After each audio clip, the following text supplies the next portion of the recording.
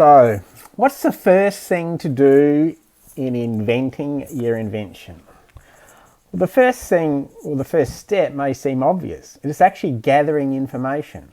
Because as with like all great things, like great buildings, for example, their true strength is in their foundations. You could build a building 10 miles high as long as your foundation is strong enough. And the same applies to inventions, or inventors really.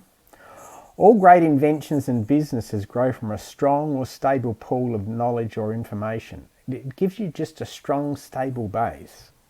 So gather all the information you can about the area you want to be creative in, or create a new invention in, or even solve if you've got a problem, gather all the information you can about it.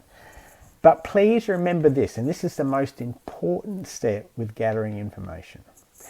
You are gathering information only, right? You're just gathering information. You're not judging it or evaluating it yet. There'll be plenty of time for that later on. So please just gather information.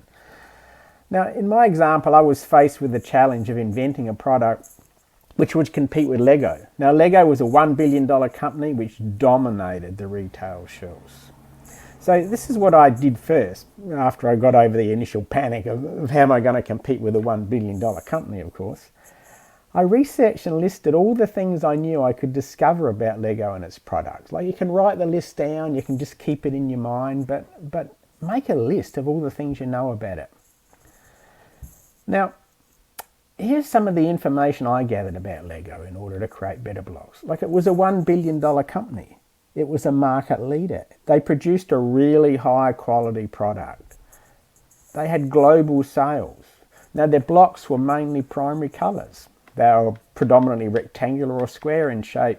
When they joined together, they form rigid shapes, or you could build like straight lines or right angles. Now, there are an infinite number of things that could be added to the list, and you may want to add yours.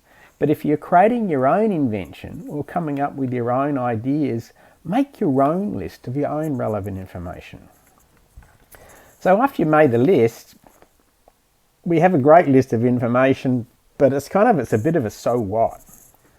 So the next step is, how do we use this information to create our inventions or come up with answers to solve our problems?